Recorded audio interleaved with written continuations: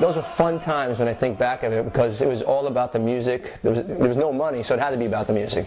It wasn't about, you know, selling units and all that horseshit. It was about passion. That was the war cry. That was like, we're going to burn our idols and we're going to create something completely different, and you're going to have to deal with it. So, cue.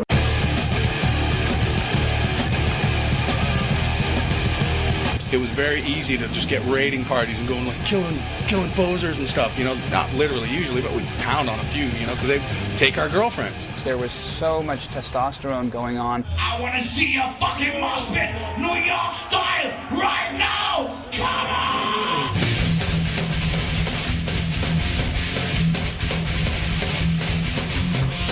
We've played shows in clubs where kids did stage dives and landed on their skulls and busted their skulls open. And an ambulance came and they took them off in a stretcher, but you know what? The show never stopped, and I didn't even know about it until after the show. Everybody had a good time, even if they were bleeding.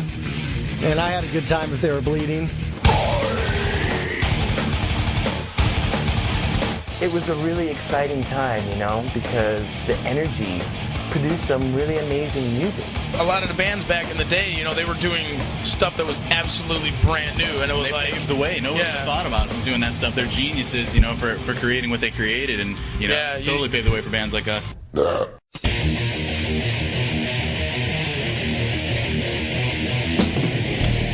It was just a time where it was all new, and nobody knew what this was, but it was just about, God, this is great. You just knew it was great, and you had to do it, and you had to hear more of it. It was like a drug. It was like caffeine. It was like, God, I have to do more. I have to get more of it. It was the touch of God, man. And we're just like, I am seeing something that only a few people really understand, you know, because to a lot of other people it's just a show, but for us, man, it was basically bowing at the altar. It was just like, it was so huge, man. Country thrash!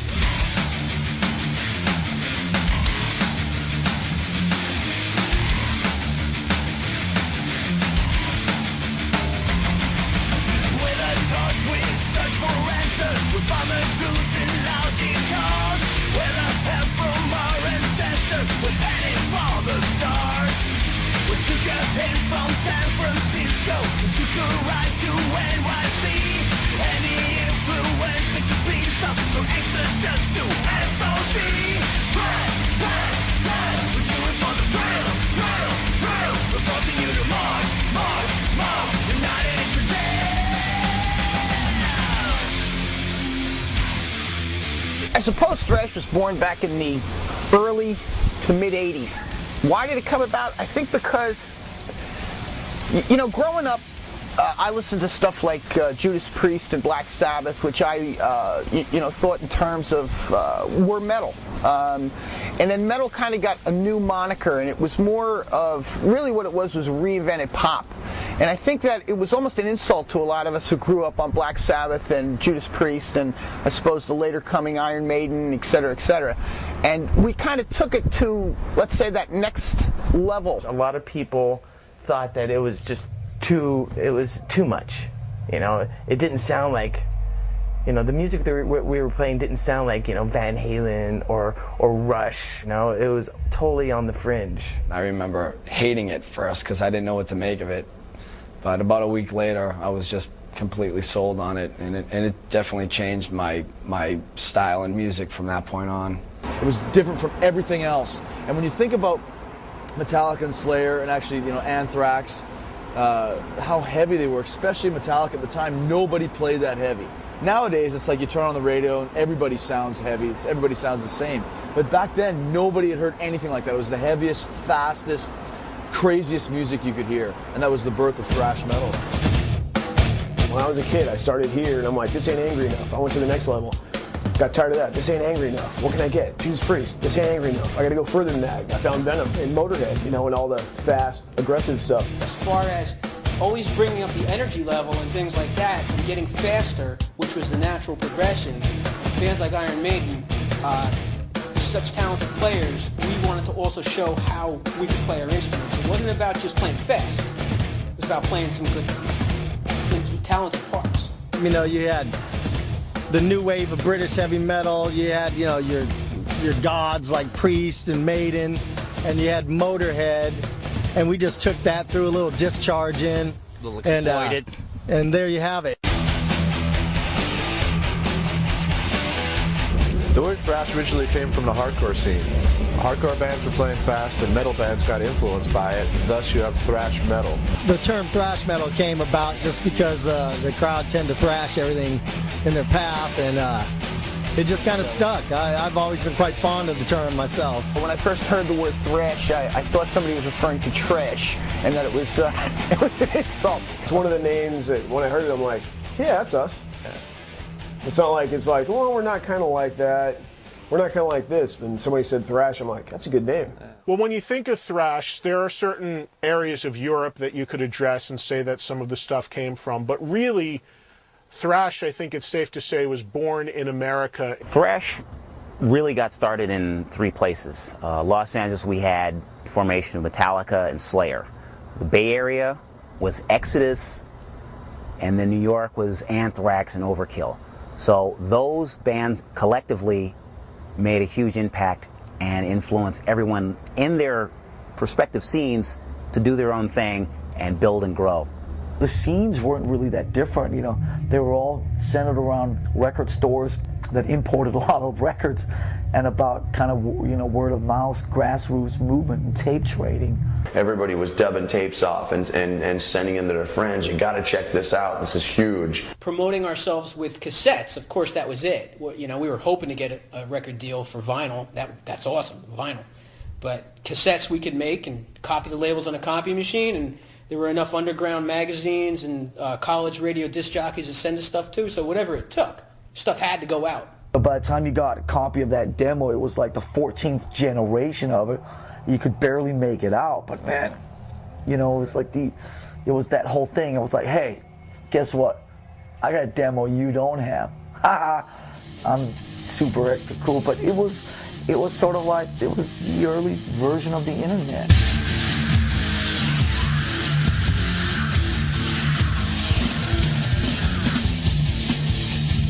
You know, these were guys that were just from the streets playing harder and faster than anybody, and I would have had to imagine that radio and things like that just weren't, they were probably running from that kind of stuff. You know, mainstream was running from thrash, not only because of the heaviness of the music, but because of the nature of the lyrics. They were really provocative. When we started out, we were kids wanting to sing about the heaviest things we can.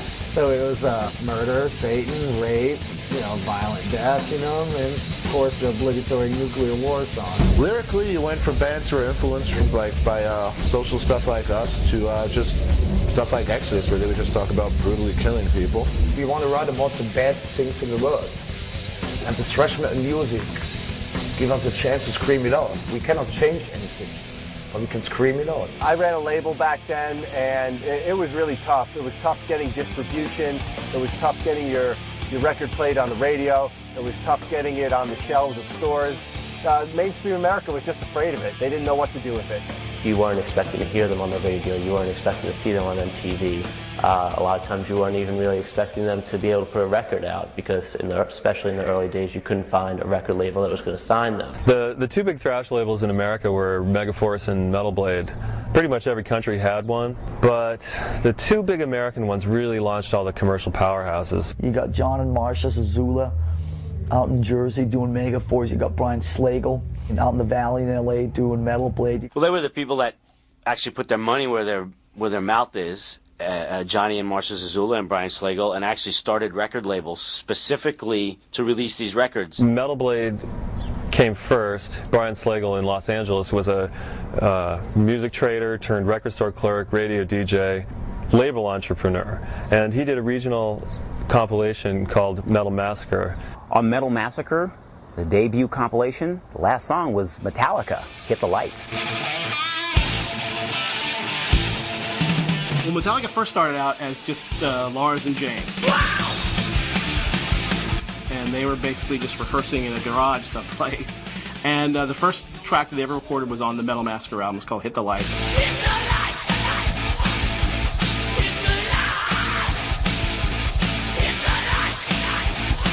And really, Metal Massacre was the first time a lot of people in America, and even a lot of people who would join other thrash bands, heard Metallica, and by extension, thrash music in general. At that time when we started doing what we're doing in '83, '84, there certainly weren't a lot of bands in America that were doing the type of stuff that we were doing. The energy was there. The talent really wasn't, for all the bands involved. Like Slayer was doing like some, they were a crazy cover band called Dragon Slayer, and Dark Angel was really bad at the time too. So, and then all of a sudden something just got cohesive. Like Metallica got good. Everybody said, well, look, we got to step our act up. We were all looking for the most extreme stuff, and back in the day, the most popular stuff was stuff like Merciful Fate, Venom, Motorhead, and then this band came into town called Metallica. That was the sound that everyone was looking for, but no one could, actually execute until Metallica came along. It kind of showed everyone how to do it. Well, the classic early Metallica lineup that a lot of people think of is, of course, Lars, James, Cliff Burton, and Dave Mustaine, who went on to form Megadeth. The Metallica was like the rulers of the scene back then, not only because they were making great music, but mostly because when they came to the light, the scene was totally altered by their comings and goings of people in the band and what they were doing or not. They kind of affected every band that they touched. They moved up to San Francisco, got a record deal, swapped Kirk Hammett out from the huge local favorite band Exodus, sent Dave Mustaine spinning back to Los Angeles where he formed Megadeth and vowed his revenge on Metallica, and while recording their album in New York City, blew the minds of Anthrax. Yeah, Metallica inspired Anthrax. We were like, holy shit, we saw those guys rehearse in the music building in Jamaica, and it was very intense. There are pockets of bands in LA and pockets of bands in New York that played heavy metal, but it was Metallica that brought it up to the next level.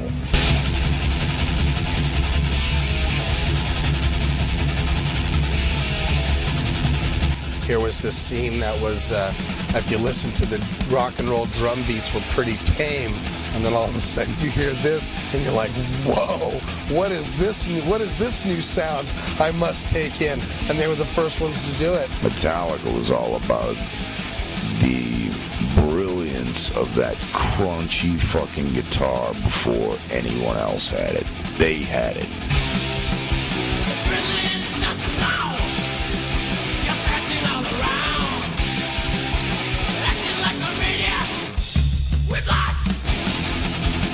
Thrash was an evolution. It wasn't created. I think Metallica, especially with Kill 'Em All, turned everyone's head. The impact of Kill 'Em All, the very first album, just blew everybody away. It was just so far ahead of its time. It was the ultimate thrash album. After Kill 'Em All came out, all the bands, the independent bands that got signed afterwards were just totally fast, just totally aggressive, just like going for it, and trying to be as thrashy as possible.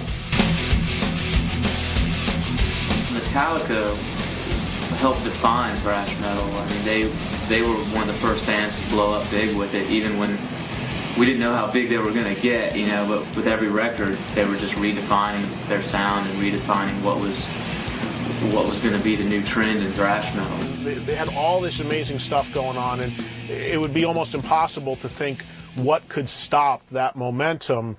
It would have to take something truly catastrophic.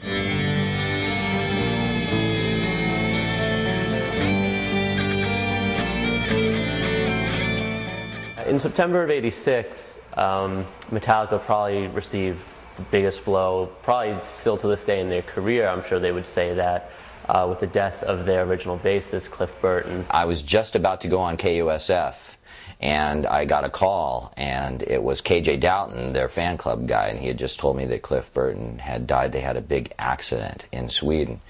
And I went on the air, and I couldn't talk for a couple hours, and a lot of people had learned about it, and it impacted more people than any other event I can ever remember, because most people our age had never dealt with death, had never known anybody who died. When you talked about Cliff Burton, this was a guy that had his feet firmly planted on the ground, and it didn't matter if his popularity and success was, to the moon. This guy was still going to be the same guy he was when, I first met him in high school. And I think that's what he brought to Metallica, and it's sad that he's gone, because those kind of people are very far and few apart. What he meant to Metallica was, it's even hard to put in words. I mean, what he meant to the whole metal movement in general, there's no one like him. I mean, from the way he attacked the bass, what he played, and how he played, and his presence on stage was just mind-blowing. In a lot of heavy metal circles, Metallica is still really great, but I think they were pretty much at their greatest when they had Cliff Burton in the band. And myself, I miss the guy a lot. He was definitely a legend and a presence that will never be forgotten. Long live Cliff.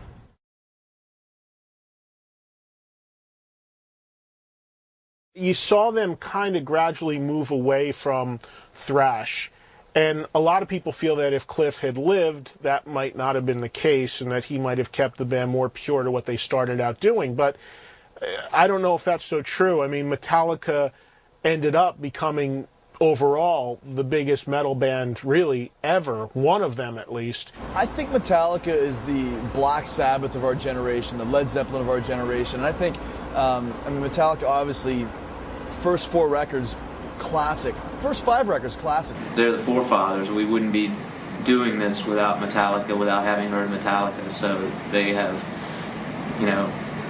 forever everyone's respect in metal for breaking through and doing what they did and helping totally define the genre.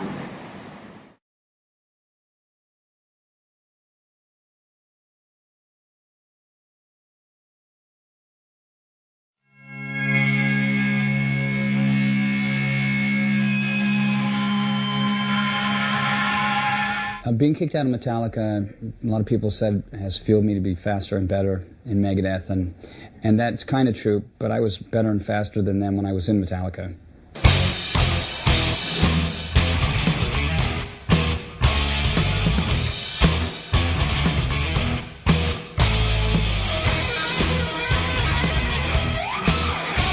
When Dave Mustaine was kicked out of Metallica and replaced with Kirk Hammett from Exodus, it was a huge blow to him. Metallica were really a band where things were starting to happen, and Dave was such an instrumental part of their sound. I always thought Dave was really the best songwriter out of Metallica, and to some degree still do. I think some of his stuff was quite obviously the classic stuff, the stuff that was memorable and the stuff that stayed. I think the shame of it all is that there just became too much bickering and it took us away from the focus on how talented the guy was. Yeah, Megadeth, when they first came out too, he had something to prove after getting booted out of Metallica.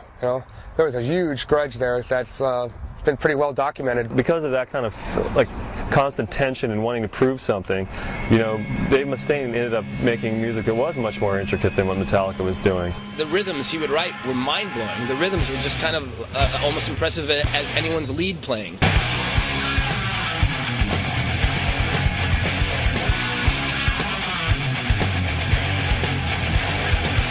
That was the fastest shit going on at that time. That was before Slayer was going Mach 10. I mean, I'm sure the old amphetamines helped a little bit, but still, they were flying, bro. So many of the bands at the time were really, they were starting out, but they were young kids and they were just learning and they were, doing good things. But Megadeth was really excellent musicians, and Dave went out of his way to find really good musicians to play with him. They were always the band that you would look up to because they were such great musicians. It was always like, oh, Megadeth, man, oh, check this out. And I think they almost brought some kind of jazzy feeling to the Thrash thing. They were almost like a jazz band playing metal. That's kind of like the vibe I got from them, because there was a lot of unexpected twists and turns on those first 2 records. So, and that just comes from Mustaine's kind of sideways brand of guitar playing, and that's what's always made him so original. Back in the time, it was very influential to a lot of people playing guitar and trying to rip fast like that, Megadeth changed my life, man. When I heard like Metallica was great and I was all about it, but as soon as I heard Peace Sells But Who's Buying, it was just over. I mean, that was like everything metal should be.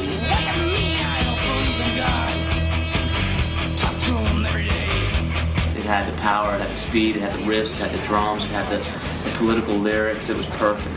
It really, like, it made me want to play metal. It still does. Peace Sells is... That's a masterpiece. Yep. Front to back, it's just a great record. For me, he really did set the scene for this thrash metal, and with his later albums was able to expand, you know, his popularity.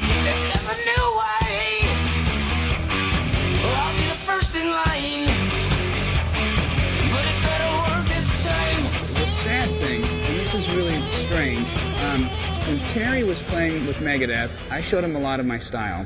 Terry's a good guitar player. For rhythm, he's great.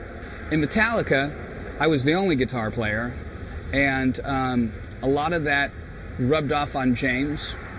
And in Megadeth, it was all my guitar playing and hired hands that learned what I was doing. So out of all of this, this is totally going to sound arrogant, and I'm sorry, but I'm just telling you the facts. I've affected 3 bands out of the big 5. You have to give him credit, whether he played on Kill 'Em All or not. Dave started it. And then he went and did Megadeth, which is, one of the greatest metal bands, ever to strap on a guitar. It would be fun to be able to look at what I did from above and see all of the people that I've affected. But I also know that these guys were all established now. They've developed their own style since then, and they're very successful. All the music he wrote on Kill 'Em all those great Metallica songs, without Mustaine there is no Metallica. Without Mustaine there maybe is no thrash metal at all.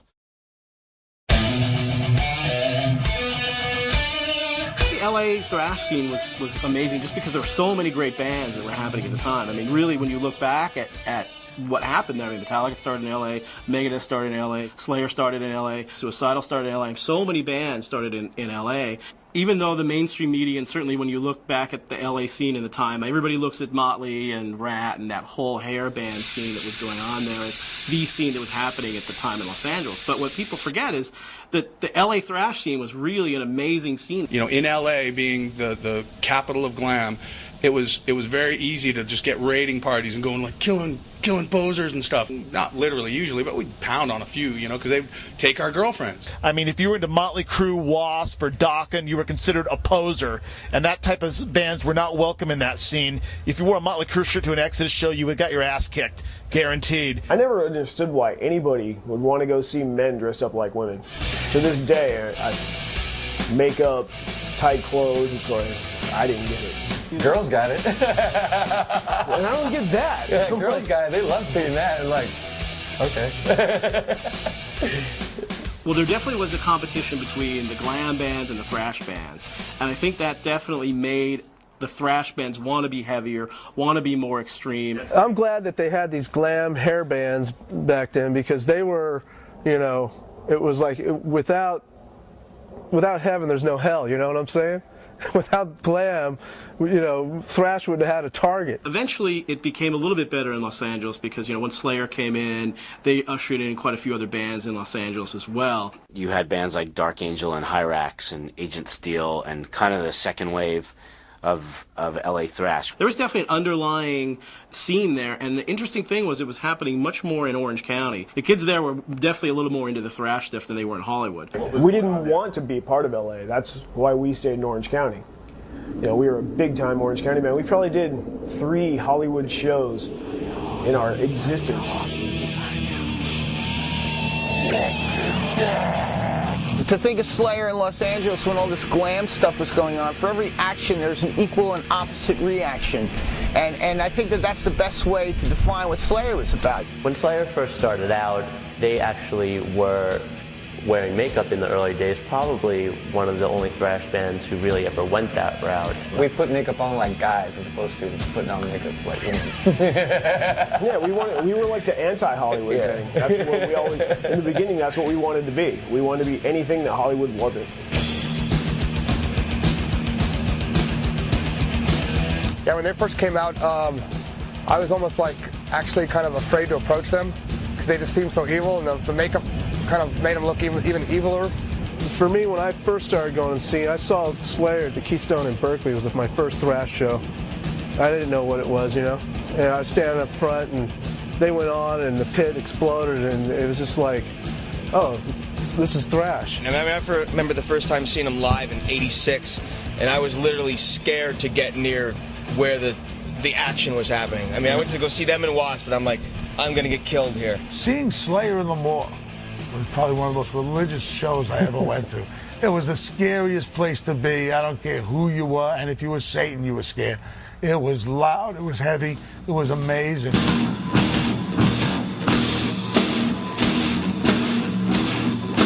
You could listen to the early Slayer records, you could listen to Hell Awaits, or you could listen to their very first album, or Chemical Warfare EP. And those are good, very good records, but the record that kind of changed me in so many ways was Slayer, Rain and Blood.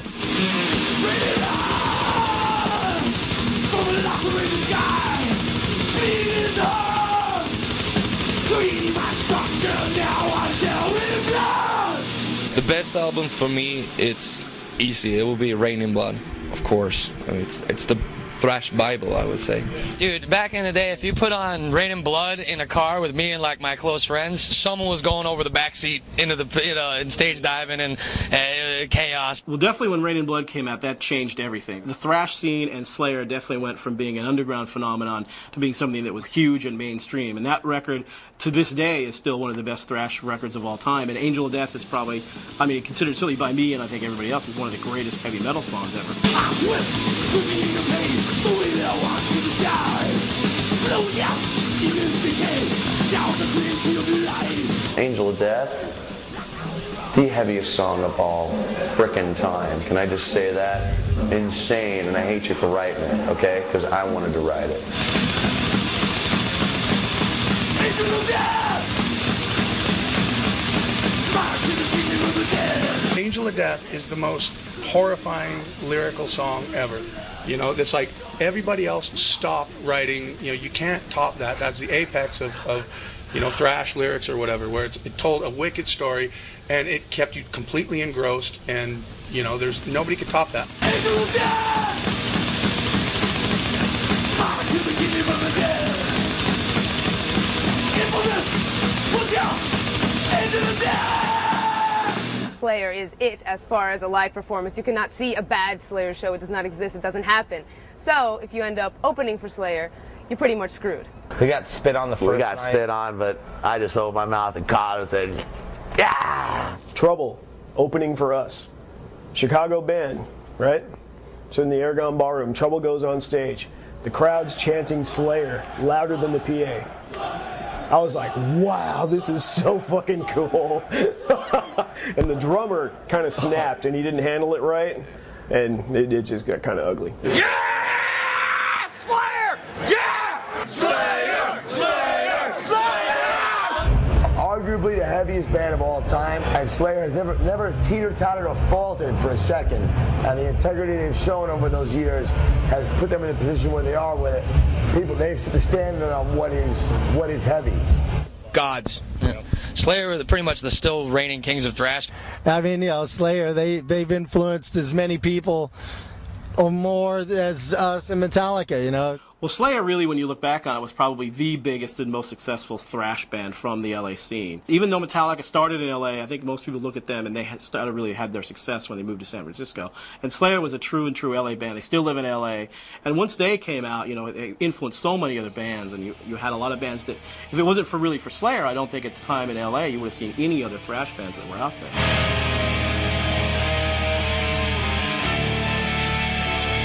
When people say, yeah, it started in LA, it really didn't start in LA.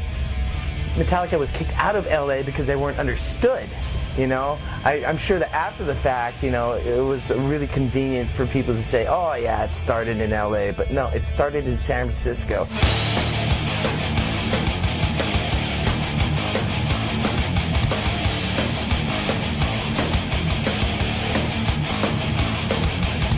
Bay Area thrash scene, just basically because there was so many great bands coming out of here, and it was basically became labeled as thrash metal capital of the world. There was definitely like something to be said about the new thing coming out of the Bay Area, because it was such the hot spot for thrash that you almost had to pay attention to whatever was coming out of San Francisco. There was just like this total coming together of all these fans and bands coming out of the woodwork, and then there was the KUSF Rampage Radio, and then there was Metal Mania magazine, and this huge scene, this thrash scene, just exploded by 1983.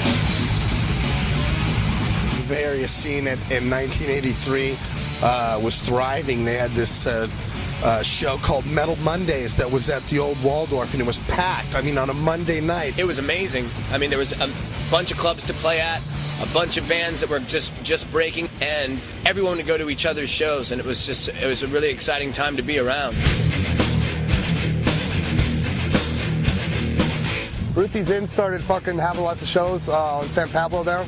That was the club where all Metallica guys used to go hang out. That was like a big family there. Death Angel, Possessed, Legacy, Exodus. Yeah, they used to have shows like Slayer, Exodus, and Possessed for $5, and it was like the most incredible scene ever. Ruthie's always seemed to be packed, you know, and there was always a lot of bands that were playing there. A lot of underage bands would play there, you know, get paid with beer and whatnot. We were going to Ruthie's Inn every weekend. You know, we would just drink kamikazes all night. People like Paul Bailoff would be out in the crowd bashing, you know, posers. We came out and hung out with everybody. You would see at a Legacy show Gary and James and Kirk and Tom and everybody in the crowd. What's funny is that after a show, everyone would just be hanging out, waiting to see where's the party going to be. And we would always wind up at the Metallica house after the shows at Ruthie's. All the bands would go there, congregate there, and party. And Exodus lived down the street, and Blind Illusion lived down the street, Violence. All the bands lived nearby. We just had a great scene here, and it was a total like a camaraderie and brotherhood kind of trip, you know. The thing about the Bay Area fans, I think, was that they knew that they were in the heart of it, because they felt and they knew that, you know, by reading heavy metal magazines and whatnot, that this was it, and they were what made it. The sound was there, and the sound was understood, and it made all the difference in the world, you know, to us San Franciscans. For me, the Bay Area scene, you have Metallica and Exodus, there, you know, a couple of other bands, and for me, I loved Exodus. I mean, Exodus was when he took my thrash.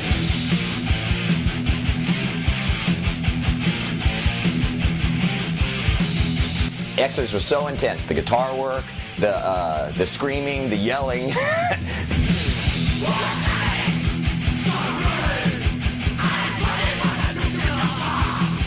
The best Bay Area bands back then was by far Exodus. There was Metallica, but Exodus to me was really the true force of what was going on. I remember when we did the show, we did the shows with Exodus, right? You know, you hear about bands, but this was like actually experiencing Exodus. You know, it's like we got to play like these guys because they were just intense. I want to see some fucking blood up on the stage, all right? I still have not seen a show as intense as Exodus. When they played, when they say there's blood up on the stage, there was blood up on the stage.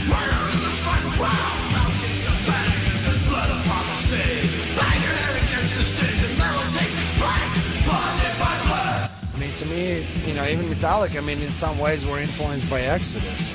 I mean, they even got Kirk, you know. Well, Metallica found Kirk Hammett playing in Exodus, and Kirk was a co-founder of the band. When Kirk left the band and joined Metallica, it freed me up to, like, you know, start taking the band in the direction where we are now, you know. So it was a good move for both of us. Better for him financially. Exodus continued without me, and I really thought that, you know, their first album, Bonded by Blood, was just such a great, exuberant thrash metal album.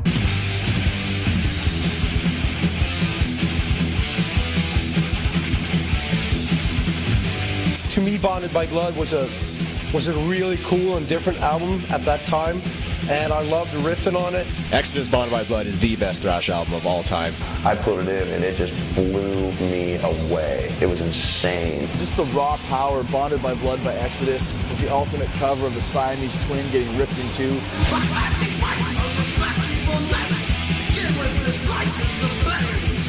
For a while, while, Exodus were banned from every Bay Area club. They could not play in any club because, every owners knew and promoters knew that the place would get just destroyed. So all they could do is just play like barbecue parties. We're like, oh, Exodus is playing at this barbecue, backyard barbecue, and we'll all show up and watch them play. You couldn't invite them to parties because they would tear down something, they would rip something, they would break things. They liked breaking things and people. The first time Slayer came up to the Bay Area, they played the Stone and Ruthie's, and after the first night, they said, go ahead, thrash the hotel. And they didn't even finish the word before we started just wrecking it. We made a new entrance into the bathroom. We tore a hole in the wall big enough to walk through, wrecked TV, spiked pizza to the ceiling, and then as soon as we got the word that the cops are on the way, we vanished like cockroaches when you hit the lights. It was killer. They like to actually snort spit lines. That was like a big thing in their circle. So you just kind of like loogie right over there, just, and I don't know, I guess it was a manly thing. So these guys were wild and insane and needed to be caged, because when they were out, they were like just, they could go into a party and then they would just, by the end of the night, we'd be the last ones standing there drinking. And I remember Paul Bailoff, they had a dead mouse and he dropped it in the mouth of some girl that was passed out. Paul Bailoff was, the original singer of Exodus, and definitely, a larger-than-life character. He used to do some pretty crazy things. At certain parties back in the day, he would have this thing called helicopter trout, and it was a pair of gardening shears that he had drawn teeth on, and when he saw like some poser that had like fringes on his jacket or whatever, he'd come up and cut the fucking guy's jacket up and stuff. I think Bailoff had a lot, he threw some ripping parties, and we took some people that go, you want to go to a party, man? And I'll take you to one, and you go there, you want to break somebody's house up, man, because it's okay, and we'd go over there. They look like this, actually. Yeah. Paul Bailoff, destroyer, lives, relationships, property, no job too big. He had that printed on a business card. We used to call him like the John Belushi of Bay Area metal, because he was like, just like, yeah, it's like, metal rules, and if you don't like it, die. Yeah, metal rules, and if you don't like it, die. It's like, my grandma can make more noise than this, and she's dead. Are you a bunch of whips? Scream your fucking arms out! He wasn't the greatest singer, but I mean, it really didn't matter about that with him. It's just his unconditional love for metal more than anybody I think I ever met. Yeah, fucking metal till you die. Paul Bailoff would forget lyrics. He'd come in off time, but when he scream out "kill a poser," any posers at the show, they started sweating. He was the heart, man. He was the heart of thrash. He was just a funny guy. I mean, I always had a good time with him. Paul was metal through and through. He lived it. He loved it. He died loving it.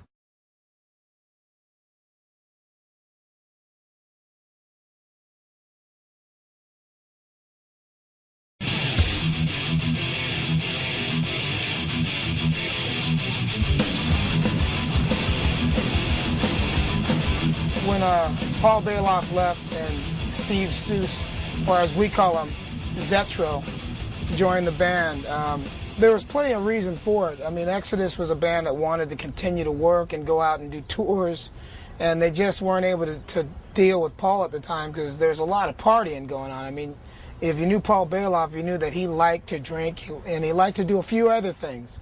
As great of a frontman as Bailoff was, they just didn't feel that he had vocally what they really needed to go to another level. So in came Zetro Sousa, who was found in Testament.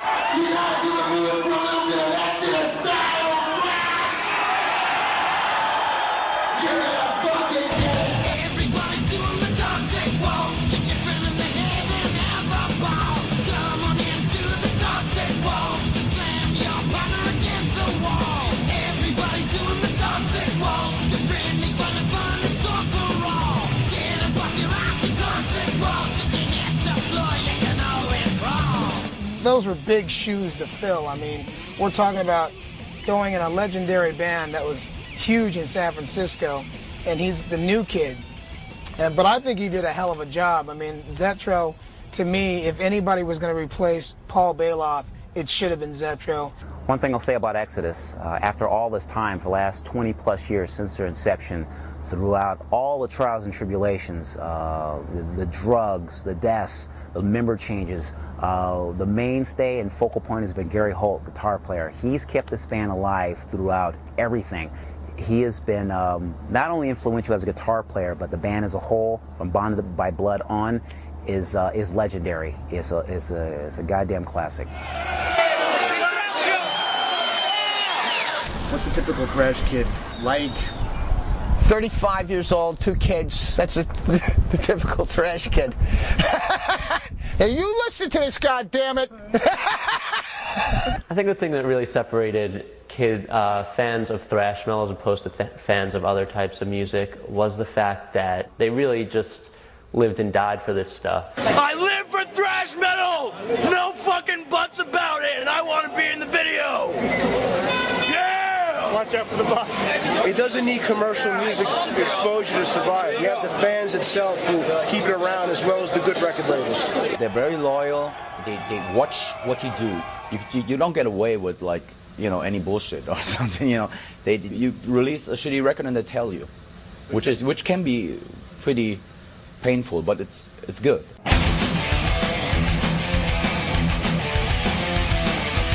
Every band that came through town that was a thrash metal band, they'd be there, and they'd most likely know most of the other people in the crowd there. There was a sense of community that you maybe don't find as much nowadays. I think if it's like a little brotherhood, a community, a certain camaraderie, knowing that, you know, not everybody out there is like you, and you take pride in that.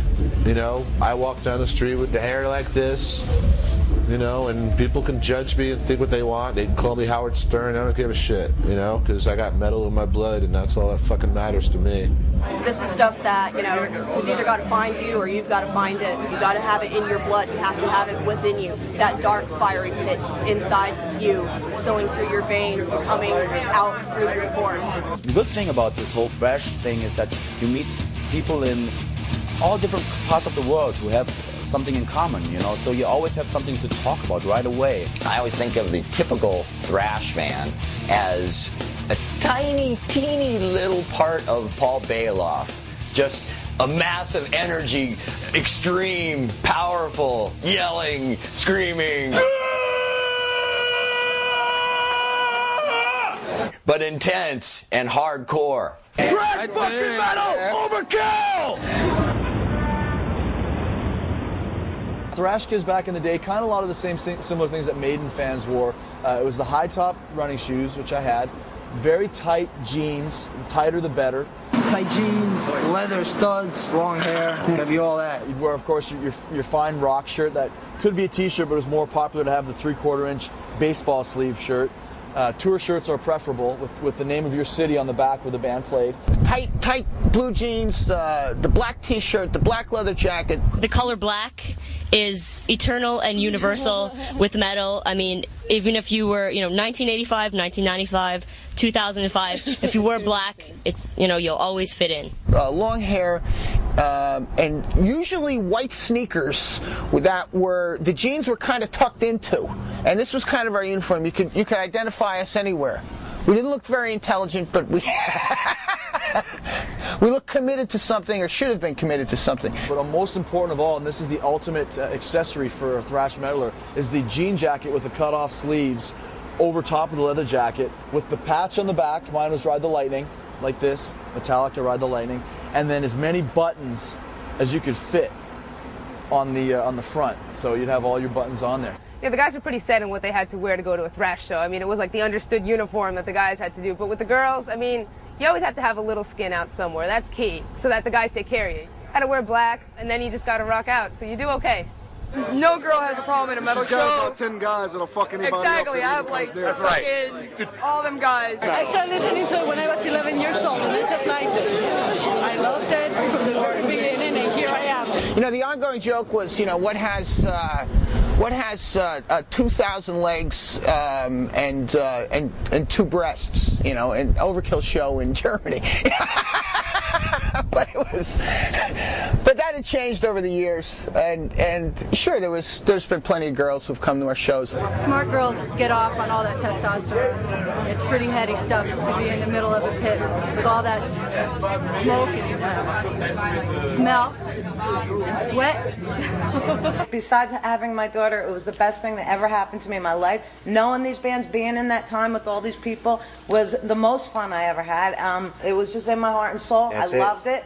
and I couldn't explain it any other way. It attracts all types of people, not just, you know, your typical long hair, muscle bound, cut off T-shirt freak, you know. It's kind of transcended more than just thrash. You know, it's funny, you know, you're talking to somebody afterwards, and one's a college student, one's a high school student, one's a real estate agent, and in one case I met an attorney. You know, but one. But it's unique that it has a blend, like all kinds of music, I think. Having a good time. Have a good time all night. Thrash accoutrement would be the mullet and head banging, and then if you're a little more adventurous, stage diving and getting in the pit and moshing. Most of those bigger bands were separated from their audience because they were all playing bigger places, and we were at the club scene where you're on a stage a foot high, and it was easy to get up there and jump off, and they weren't part of that, so they didn't write their music for that. Crowd doing this thing called thrashing. Yeah, that's stage diving stuff. Diving. Yeah, what the hell? Never saw anything like it and was immediately addicted to it. Took headbanging to the next level.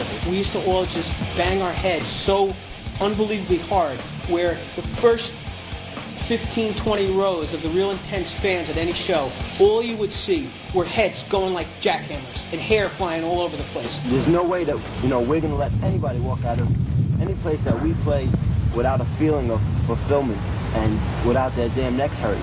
You want to see some heads move and some people flying through the fucking air? I like to be in the front row and headbang, but it got kind of hard because I had to keep ducking and making sure I didn't get kicked in the face by a stage diver. The people here trying to be as cool as they can about people stage diving.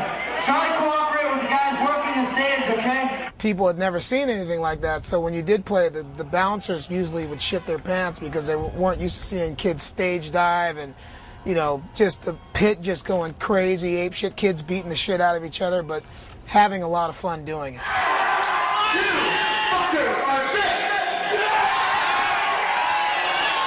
That's the one thing that people will always like when they think of this thrash. They'll think of kids beating the shit out of each other in the pit. It was totally insane. Like, if you went to a show, it was basically like going to a football game or a wrestling match because you knew you were going to be a part of the show. Everybody had a good time, even if they were bleeding. And I had a good time if they were bleeding. We wrote knowing that it was just like people were going to go crazy at this part. You actually call it a mosh part. You couldn't wait till you got to that point of the song, and the fans couldn't wait because as soon as you would break into it, they would break into this, and the whole audience was going around, and it was a sight to see that it'll never happen for a first time again.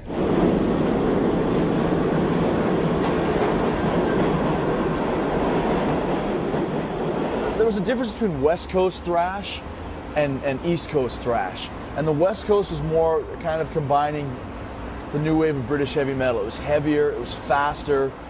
Anthrax and Nuclear Assault and MOD and SOD had more of a punk, hardcore edge. New York was unique because it was never known as a big rock and roll town. This is where disco came from. But there was this huge hardcore underground, and there were huge heavy metal scenes, mostly in the outer boroughs and in the suburbs. When you talk about the New York scene, mostly everybody's coming from Jersey or coming from Brooklyn, or coming from Queens, and especially Jersey. The Jersey crowd, the Jersey scene's always been huge, bigger probably than even so New York, just because maybe it's more suburban. And suburban kids are smarter when it comes to heavy metal. They love their metal.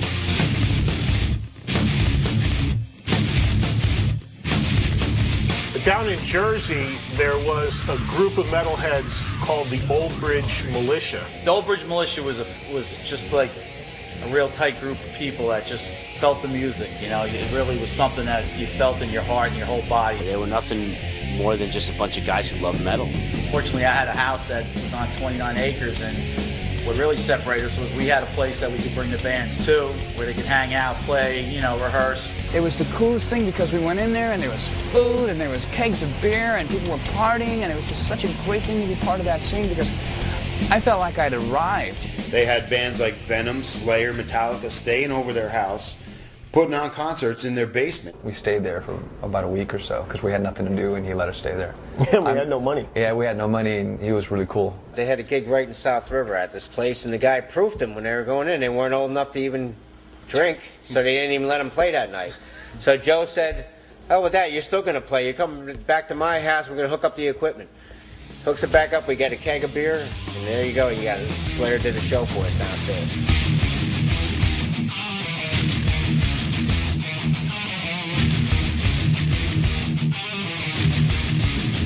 The 516 Club, I don't remember what night of the week it was, but they just would have like a metal night there with a DJ spinning obscure stuff. And I used to get all the new stuff from Johnny Z that came in.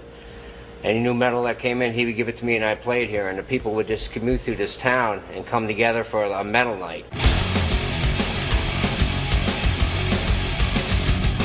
I remember the first time walking in there thinking, okay, you know, people just kind of standing around and banging their heads. I understand that, you know, but when I actually saw people with fake guitars, like in playing air guitar, that I had never seen that. I was like, wow, these people are really into it.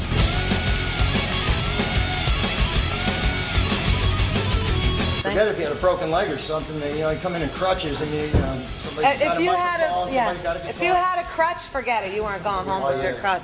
Anything we could possibly find, and then after a while we got custom air guitars. We made them ourselves, and they had little knobs on them, and we'd have telephone cord for them. I ain't proud of that. We came out to the East Coast in March of 1983, and obviously there was a scene. You know, most of it was based around John and Marcia Zazula, Rock and Roll Heaven in New Jersey. There was obviously a bit of a kind of a grassroots thing happening over in at L'Amour's in both. There was one in Brooklyn and one in Queens. If you're looking for a change in beat, take a walk down 62nd Street, where heavy metal lives.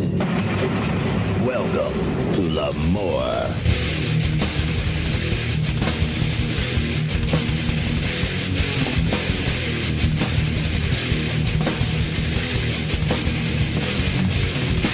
L'Amour in Brooklyn, New York was like a mecca for metalheads. It was a place you could go constantly. They actually took the time to constantly book metal bands into that room at a time when nobody was booking metal bands once a month. L'Amour was like the first rock club to really take a chance on booking bands like us and really start building that scene. L'Amour started booking all the thrash bands and metal bands from other cities and other countries, so that really became the spot. I'll be delivering pizzas in the early evening and selling weed and other shit on the side and whatever else, and then I would come here and fill in on the quiet nights through security, like, because you couldn't work security if everybody knows you, so I'd work, they would have me work on like fucking like the hair metal night, nobody knew me, you know, but I would tie back my ponytail and, you know, hopefully not have to get any brawls. Talk about opening. Hey, first of all, he's full of shit.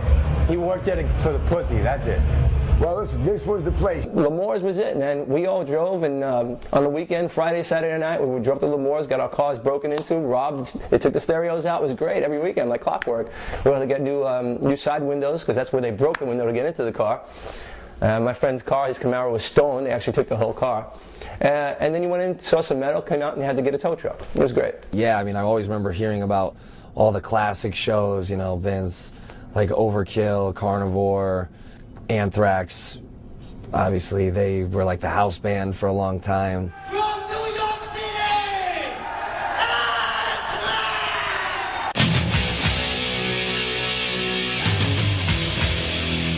Anthrax was part of the Big Four, meaning the biggest four thrash bands: Megadeth, Metallica, Slayer, and Anthrax. Definitely a very influential band, great band. I mean, a band like Anthrax was so ahead of their time. Anthrax, to us, all the guys in our bands, Anthrax was a huge inspiration. You know, they're giants in this whole thing. And they brought the East Coast. They brought the East Coast up to be on a par with the West. You know, you have to give them credit.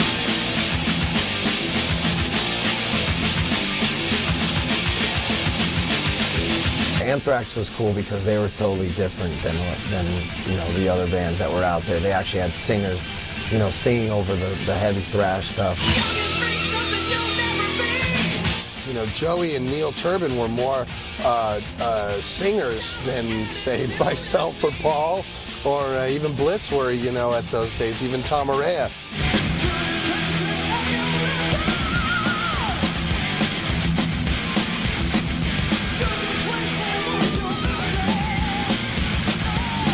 We sang more of a harsh thrash, heavy type style, and Joey actually sang, which I thought, you know, with the heavy rhythms sounded great. I thought they had a real good chemistry. You had bands like Exodus and Slayer that were just, you know, I mean, just ripping it out. But these guys were like, hey, whatever happened to songs?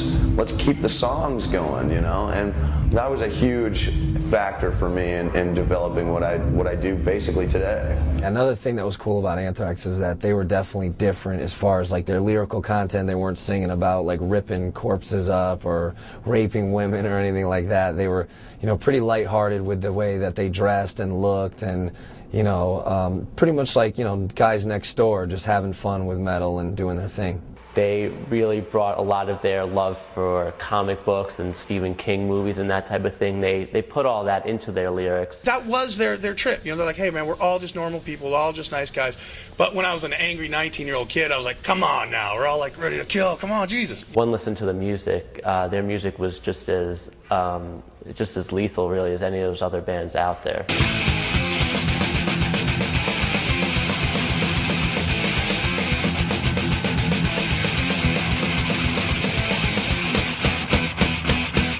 Anthrax to me was a great fucking band. They were like badass thrash metal, really fucking hard. Fistful of Metal was cool.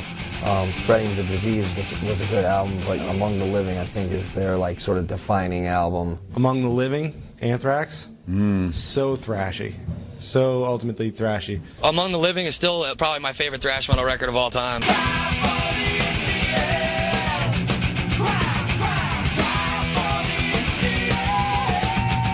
I remember listening to it and listening to Indians, and just the harmonies on that thing with those huge riffs.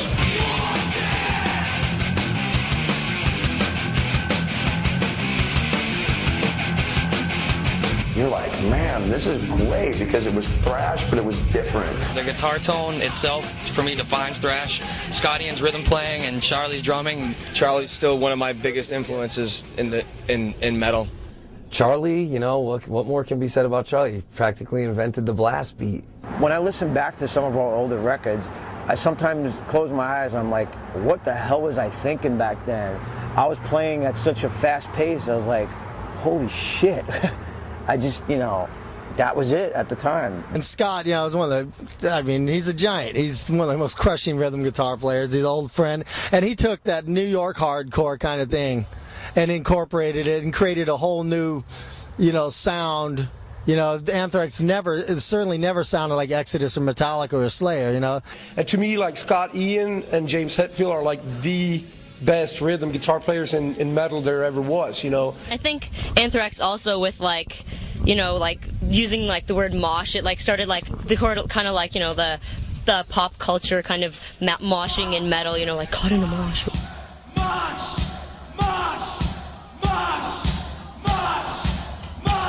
They were very interested in punk and hardcore, and they pushed the mosh pit in a lot of their videos and pushed a lot of New York hardcore. So in terms of history, they were very important in terms of getting people familiar with all this stuff. They always tried to incorporate different styles into their music, and you know, later on in their career, they sort of pioneered rap metal, but also, you know, with the crossover, adding elements of hardcore, they really, you know, really at the top of that. In the 80s, when all the hardcore bands started crossing over to sound more metal, and all the metal bands started crossing over to sound more hardcore, and the scene, it just changed, and new bands came out of that, which were already combining the two sounds. That was an interesting time because you had the whole scene, the thrash and the punk scenes kind of merging together. Suicidal really was the first ones that kind of brought that out. Then you had DRI and Corrosion of Conformity came right after them. And it was a kind of a fresh take on it because you had a lot of metal kids and a lot of hardcore kids that were kind of separated. And the scenes were separated, but the music was very similar. The ideas were very similar. It was at least a breath of fresh air as far as I was concerned, because it's like You know, this isn't the only thing out there. There's this whole other scene called hardcore and punk that all these long-haired leather jacket kids, they really had no idea about. Hardcore was the American response to punk. It was the kids from the suburbs weaned on punk who created their own movement. They liked punk, and they took parts of it, which was the aggression, the speed, the power, and discarded parts of it, which was kind of the arty side for a more hardcore approach. So that's why it was called hardcore punk.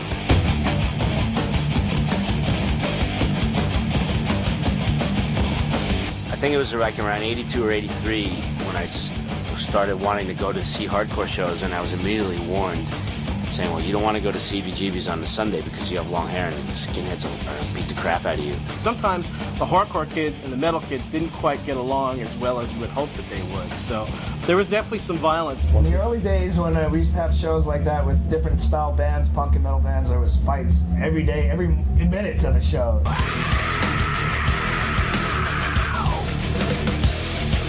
It was just skins versus long hairs, man. And I was just on the back riding the fence, you know. I had a mullet, so, you know, I was in between.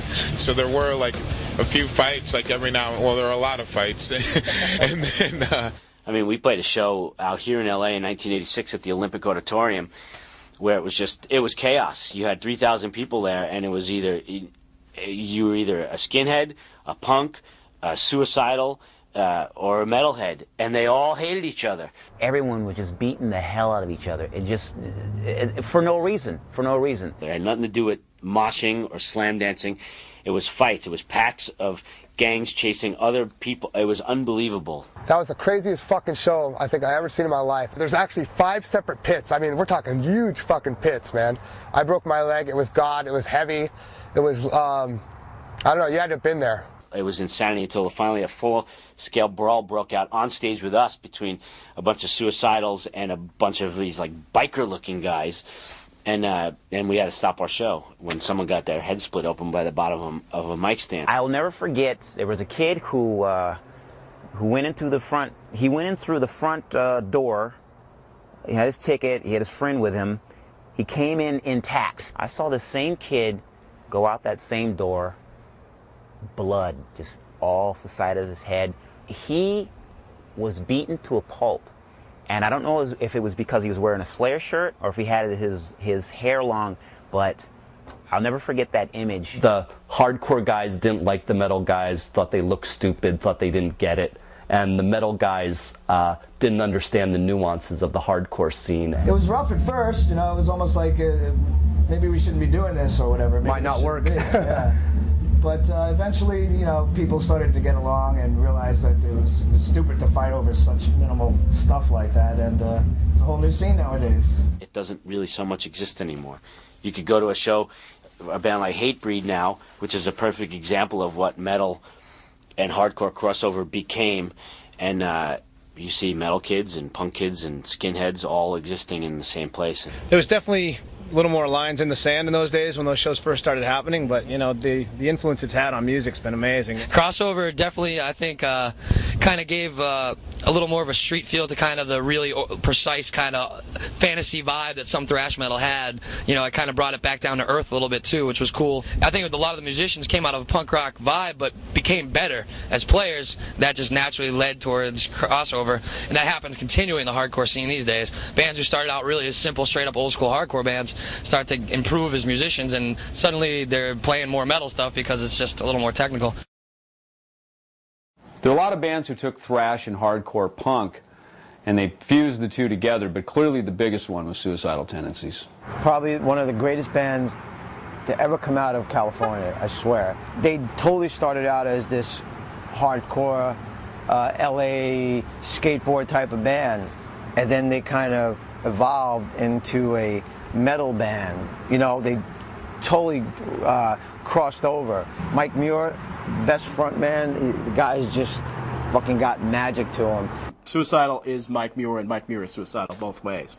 So he had a real strong vision of what he wanted to do, and he definitely came from, you know, he came from the streets, and he came from, you know, a little bit of a different background than some of the other kids did. His voice is unmistakable. I mean, you hear it and you know it's him. He's one of a kind. Great front man, great moves, always had a cool look, I could never pull off the bandana, but I always liked, you know, how he rocked it. Rocky, their guitar player, was very much a metal type of guitar player, but then you have the singer Mike Muir, who's got all of the attitude and the in-your-face fuck you of a punk rock singer. Rocky George was such a thrash metal guitar player. Like, no matter what Suicidal was doing and how punk they were or how funk they were getting, he always had a riff for you, always. And Rocky being black, I mean, now you're throwing another component into it, into what, you know, most metal music has traditionally been kind of a European, you know, descent, which by its nature is, you know, a white Caucasian type of music. So now you're throwing in an ethnicity to it, which is perfect coming from Los Angeles, where it's such a melting pot. The Suicidal fans, like a lot of the other fans, were real hardcore, but they also added the element in of, you know, there was definitely some gang stuff. I actually remember seeing a news footage about Suicidal where they were banned from LA, and like there was, you know, like there was shows were being shut down, and, you know, gang affiliations and all like that. So they were always very intriguing to me. I always felt like they brought a real sort of street level attitude. And they were like one of the first DIY bands, do it yourself. You know, they toured, they went on the road, they set up their own shows, they booked their own venues. The first hardcore band to have a hit record was Suicidal Tendencies. Institutionalized was on MTV. It was a big seller. It was a really important record, and that's a really important band. And that first Suicidal album is such a classic to me, and it still holds up today because those songs are like pop songs. They wrote pop songs, but in a really, really aggressive style. I'm not crazy, here's the design. You're the one who's crazy, here's the design. You're driving me crazy, here's the design. What 16-year-old angry punk rocker or metal kid did not know the lyrics to Institutionalized? I'm okay, I'm just thinking, you know, why don't you give me a Pepsi? She goes, no, you're on drugs. I go, Mom, I'm okay. When their video Institutionalized hit MTV, I mean, we were all like, you know, all I wanted was a Pepsi. I go, Mom, just give me a Pepsi, please. All I want is a Pepsi. And she wouldn't give it to me. All I wanted was a Pepsi. Just one Pepsi. It just fit right in, you know, once the metal kids started discovering Suicidal, and then Suicidal actually then really kind of crossed over eventually and became more strictly a metal band. I'm not crazy. Here's the design. You're the one that's crazy. Here's the design. You're driving me crazy. Here's the design. They take me in and it's just to say what's the only person who can eat it from the top to second from the enemy myself. Doesn't matter. I'll probably get hit by a car anyway.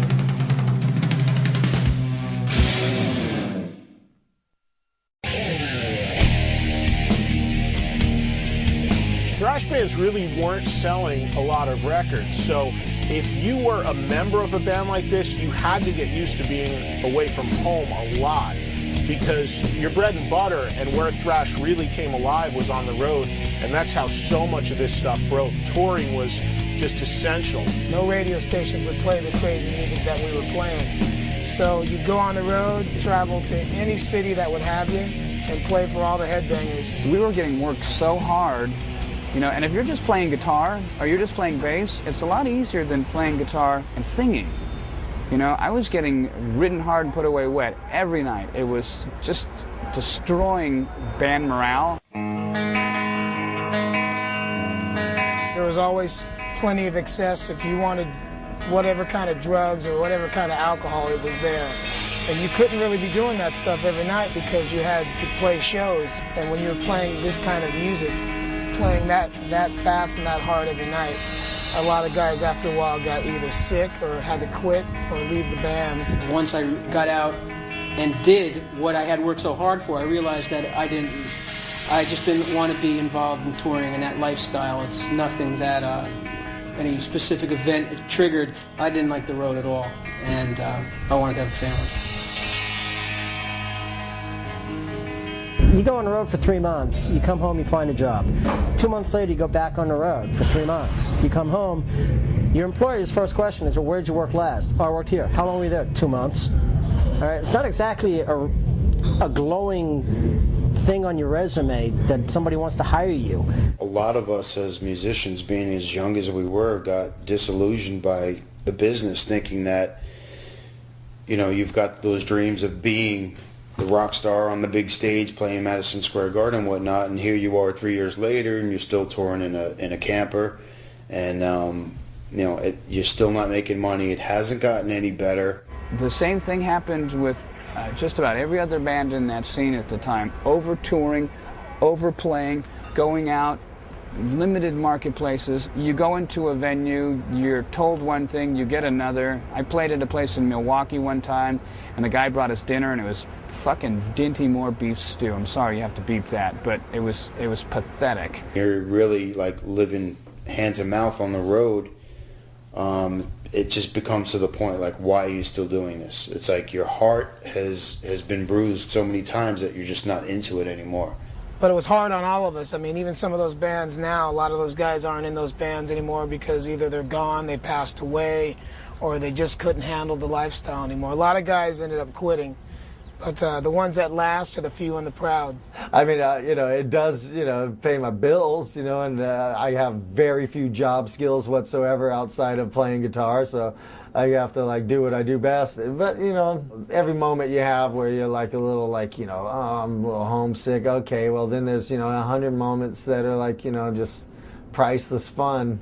I know it from the bus. I know from living on the bus. I know living in parking lots. I remember sitting with Dee Dee, you know, a few years back going, geez, I'm a 36-year-old man who lives in parking lots. This is fucking awesome.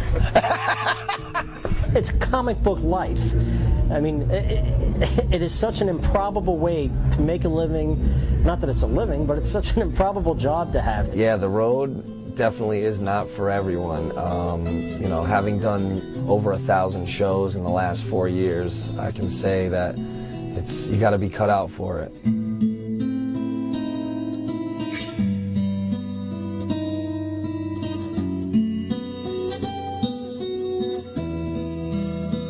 Yeah, you got to wonder if, you know, the early deaths, the trips to rehab, and all these things, did the road have anything to do with this? Yeah, probably. Being on the road all the time, trying to be able to sell albums is what they had to do.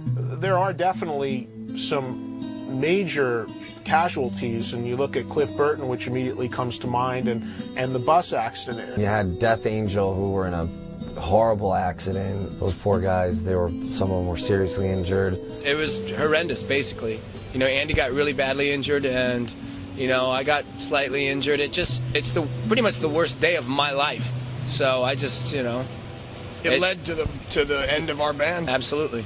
Paul Bailoff of Exodus died of a stroke, which a lot of people contributed to his lifestyle. Bobby Blitz had a stroke on stage. I mean, yeah, there's a lot of crazy things that can happen to you on the road. You know, we think our youth is timeless, but quite obviously stuff happens to us as we do get older, myself included. These are all people that have lived the life, and the life is grueling because as big as Thrash ever got, it was never to the point where these bands had handlers and were being carted around and staying in spas. Ultimately, you pay the sacrifices being on the road. If you really want to be successful, you've got to be willing to do anything. Unfortunately, the anything that we were willing to do wasn't enough.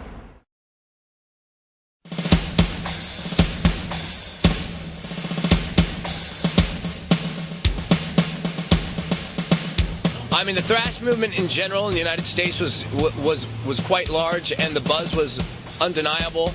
But then when you'd fly overseas and play there, it's another story entirely. We could not believe the reaction that we had when we first went to Europe. I knew there was a big thrash following, but not like this.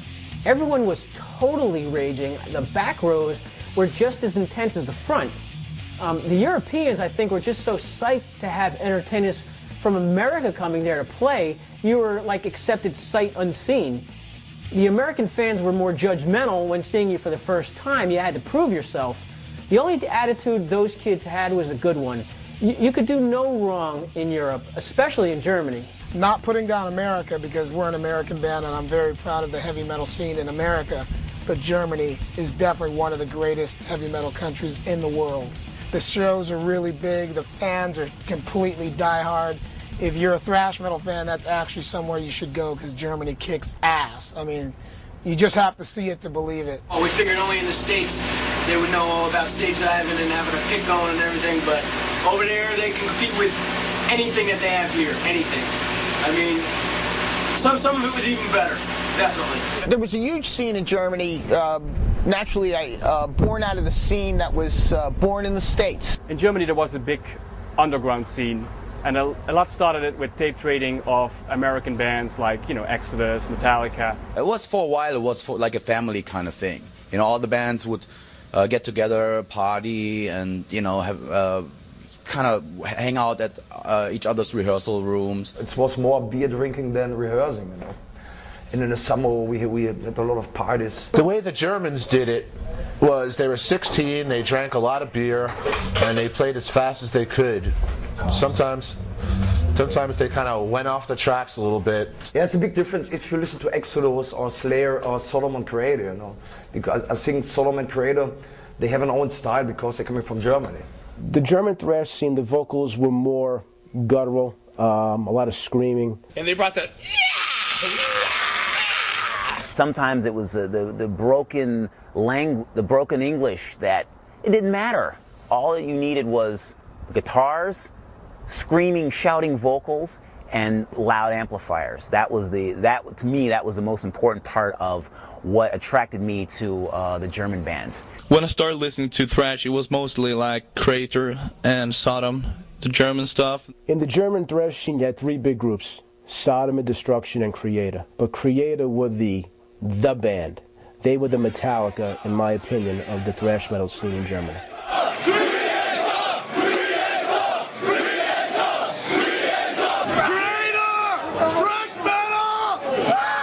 Creator was cool.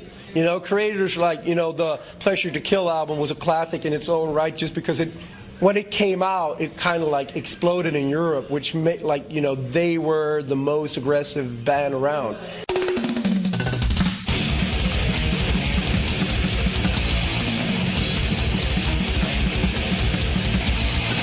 Creator's great. Definitely one of those, you know, European bands that I always think of when I'm looking back. I mean, Pleasure to Kill. Pleasure to Kill, the best fucking album. Creator, I mean, in my opinion, their second album, Pleasure to Kill, was probably the heaviest, thrashingest album ever recorded.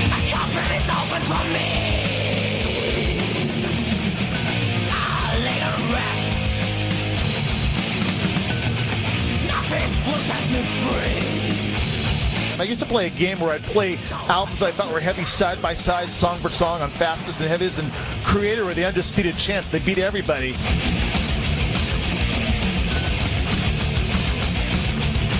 Creator was also one of the first bands that really got into the halftime stuff, the really, crushing metallic breakdowns. I like, Millie's Attack.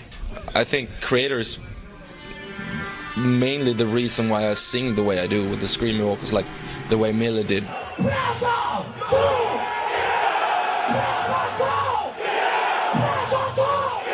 They did something a little bit different, though. They were a lot more political than most thrash metal bands really tried to go. I mean, if you listen to their lyrics, you'll learn that that band really had something to say.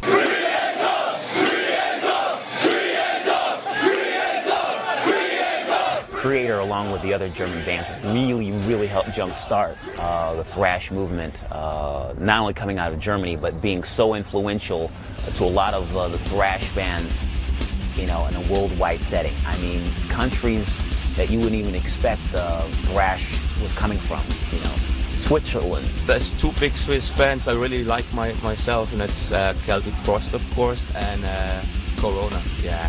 Good bands. In my opinion, Celtic Frost is the most influential one of them all. And they're still important to me. I can still go back and listen to the old Celtic Frost stuff. But they definitely introduced some elements you hadn't heard at that point, like having female vocals. Always respected them for being like some sort of avant-garde or whatever. Canada may not be the first place you think of when you think of thrash metal, but they actually had a really cool scene and some great bands like Voivod, who are one of the most experimental of the thrash bands.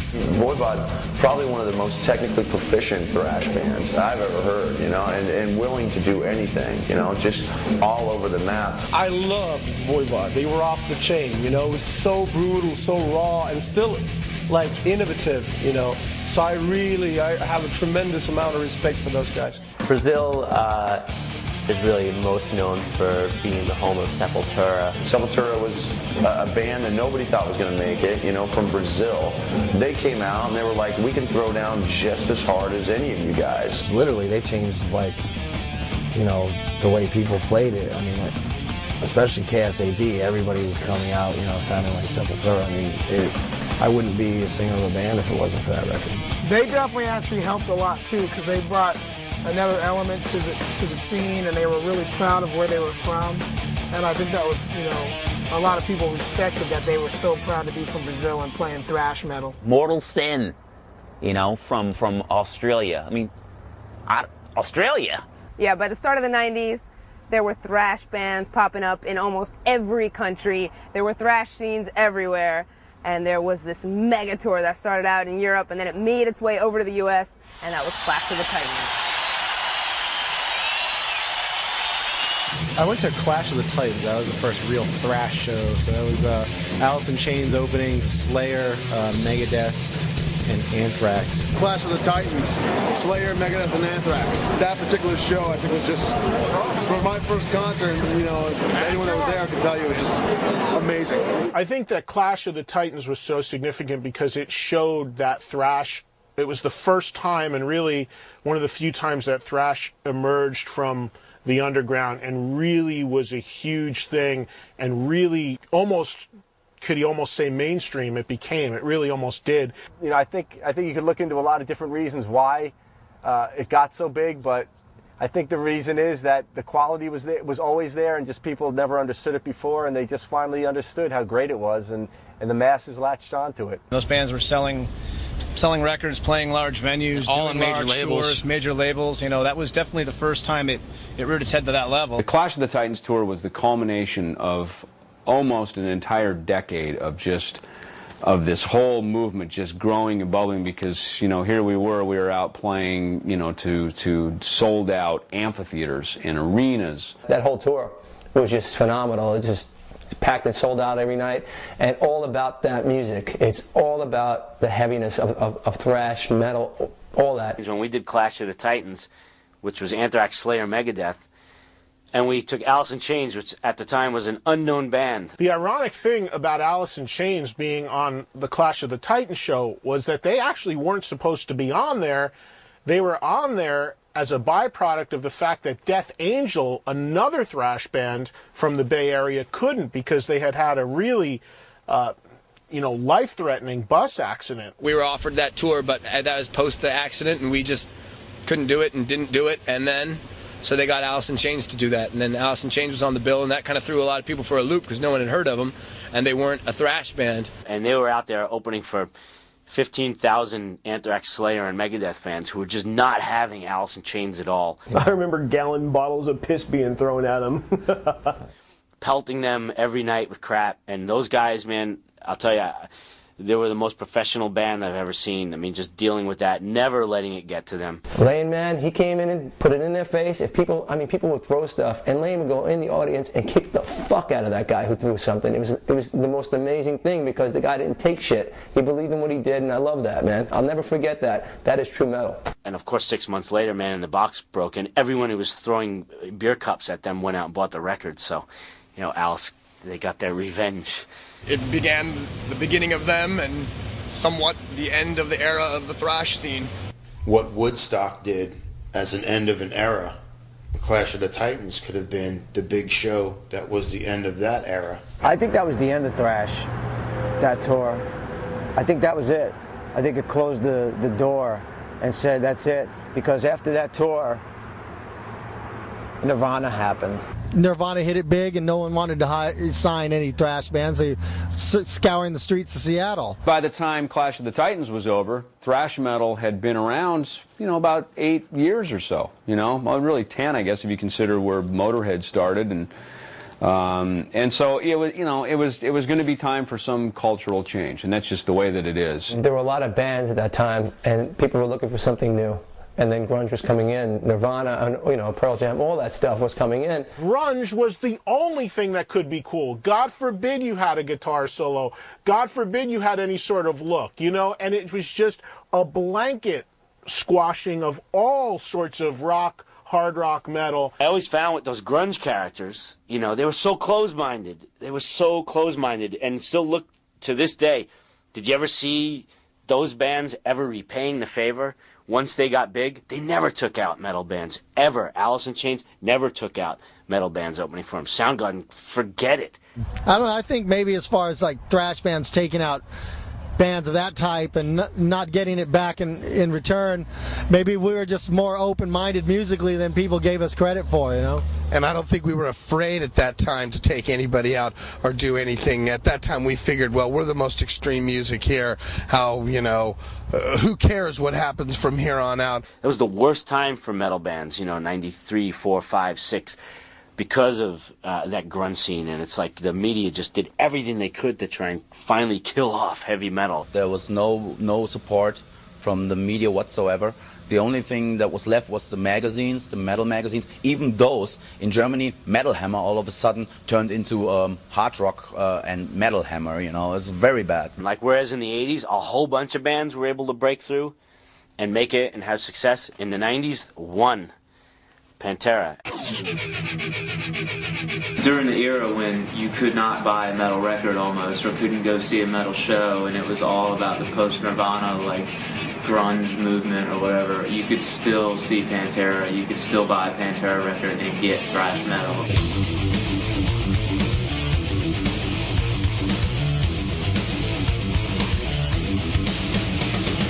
They showed that people still wanted to hear heavy stuff because they were going platinum at a time when you couldn't say metal. There was no metal being exposed anywhere. Metal was supposedly dead. And metal was Nirvana. Yeah, and they're topping the Billboard charts and going platinum.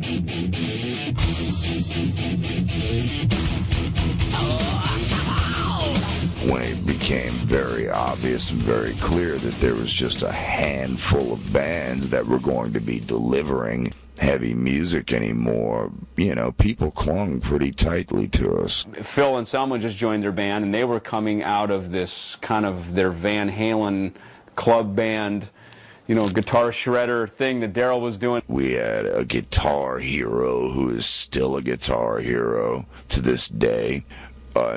Insanely tight, unique rhythm section. The lead singer with no guitar binding him down, just freestyle lead singing. They were really morphing into what Metallica was doing and what the thrash metal thing that was going on at the time. They were heavy, they were thrash, they were metal.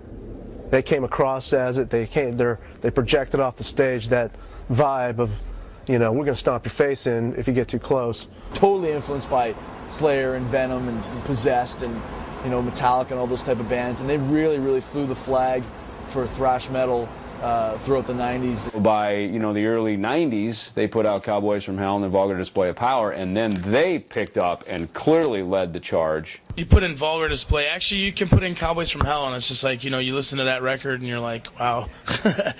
It just like strikes me every time I listen to it.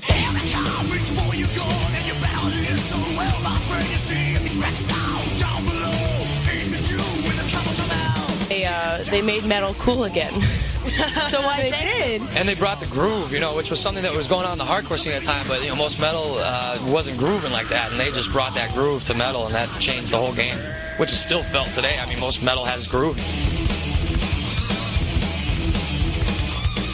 You couldn't help but bob your head to some of the riffs. They were were like, oh my god, it's so heavy. Groove in their music, and I think amazing that's what musicians. made them a good band. They're such an obvious band. It's like Metallica, you know.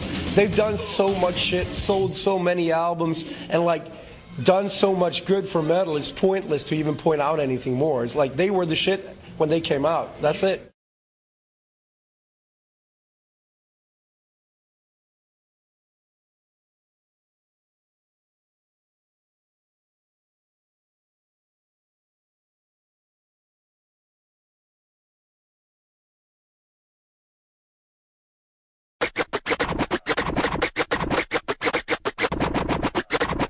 Grunge totally killed the hair bands.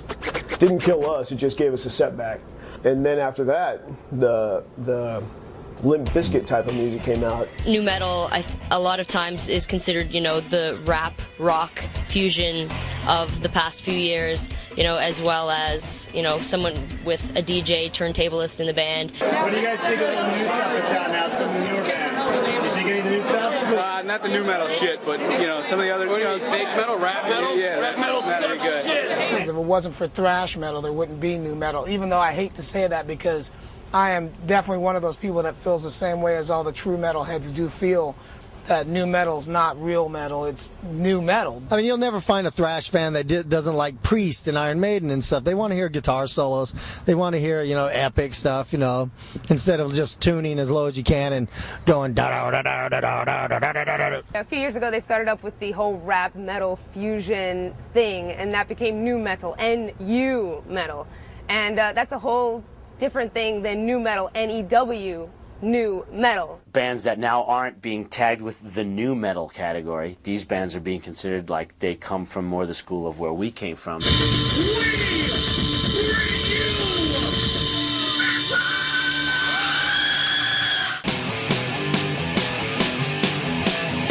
I love Chimera, I love Killswitch Engage, and In Flames. To me, it's kind of like a souped up Iron Maiden, but awesome.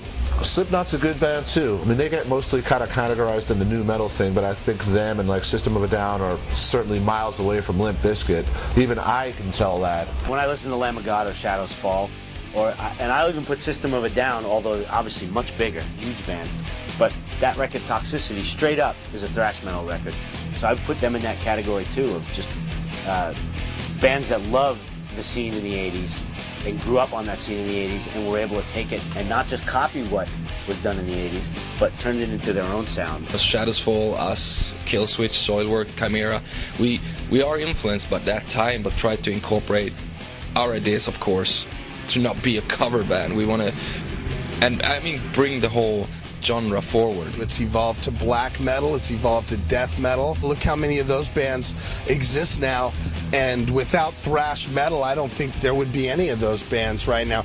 I know there's an underground movement that's happening, which is nice, because I think it has a big chance and a good chance to get up there and just blow out something new again. Thrash is still there, and it's coming back in a big way, especially due to like all the new wave of Swedish thrash bands, Now it's Sweden because they, for some reason, they play guitar. Like, I mean, all the Swedish guitar players that I know are, most of them are good. I mean, it's frightening. The bands from Sweden, like the Haunted, Arch Enemy, Carnal Forge. Yeah, bands like you have other bands like Dew Scented that are just ripping it up. If you look at the lineup of the bands coming out right now, it's much stronger if you look at the whole roster than it's been for a long time if you look at the metal scene, because there are so many varieties. It's fun and it's good, and the whole thrash era was just sitting there waiting for somebody to open up Grandpa's suitcase and find the old flipped up hat and what's this? What is Daddy? What is a mosh? I think metal's in a terrible state, or it was in a terrible state a few years ago. Now it's like young kids are finally fed up with shitty bands, and they just want to hear the real shit. Just in the past, I think 2 years, there have been so many bands just popping out of the woodwork. Bands like Municipal Waste, Bonded by Blood, Merciless Death. There's a lot of bands that are just direct throwbacks. And there's bands that are trying to incorporate stuff like black metal and death metal into thrash, like Skeleton Witch and Arsis. I mean, it's definitely a resurgence of thrash metal. Labels like Earache and Heavy Artillery are signing these young bands. As long as it is from the heart, that's also, it's a cliche to say that, but it's true. And it's not like bands that existed in 1988 had an exclusive license to make good thrash. There were plenty of followers and a lot of people who were just imitating what was going on around them back then. So today, I mean, when you're in the same room and the energy is undeniable, it doesn't matter. It's timeless. I mean, if you could have predicted, 20 years ago, when we were sitting there fighting the man, fighting the establishment, that one day you'd have a station, that would be going from System of a Down into Metallica, into Godsmack, into Nirvana, into a Slipknot track, into Mudvayne, into something like Limp Bizkit, Korn. I mean, if you could have heard that 20 years ago, you would lose your lunch. Thrash has come full circle. I mean, it started in the underground, it rose up, and it became really big and really amazing, and then there was stuff like grunge and rap metal that kind of pushed it to the back seat, but it's managed to reemerge in bands that were influenced by those thrash bands of the 80s. Now it's not the same thrash that I used to listen to, but it's something that is more relevant to the kids that are listening to it today. Everything changed when thrash metal came. There was nothing like it before, and there'll never be anything like it again, except for the bands that continue on doing thrash metal. It's basically our religion, you know, so whether you like it or not, just accept it, because thrash metal is still alive. It's definitely still underground. And that's what's cool about it. The people that like it still feel like they're on an inner circle, because outside of Metallica, it wasn't a movement that just became #1 hit singles and, you know, became this massive mainstream thing. You know, one band won bigger than the rest of us, but you know, whatever, it's cool. The legacy of bands like Metallica, Megadeth, Anthrax, Slayer, they're undeniable and they'll live on forever. I mean, whether it's in the punk rock scenes, hardcore scenes, metal scenes, that stuff's there forever. It's kind of like, I honestly don't need to even go back and listen to a lot of those records because it's imprinted on my DNA at this point. As long as there are people that are inspired by the stuff that bands like ourselves are fortunate enough to be part of, there'll always be people that take it and twist it and turn it into their own thing. Right now, there's some kids out there in a garage somewhere, you know, who are going to be the next big metal band. And I'd like to think that what we've done in our career and what all these bands that we've talked about have done had a big influence on that. It was just an insane time, and to be, you know, I was lucky enough for me to be there to see a lot of this stuff and see Slayer's, you know, first gigs and see Metallica's first gigs, and, you know, see so many bands when they very first started and see them grow over the years. It's just, you know, we all get back and kind of look back on it and go like, how did this all happen? You know, where did we all just came from a bunch of kids in LA, and all of a sudden it's, you know, all this metal history happened. Thrash metal will be around forever. When we're in our rocking chairs, we're still gonna rock back and forth and go, God, that Paul Bailoff was the best screamer ever, and that Tom Araya, and that Cliff Burton, he was the rippingest bass player. Oh, those were the greatest musicians of all time. Is that okay? That's great. Perfect. I can see the show ending on that.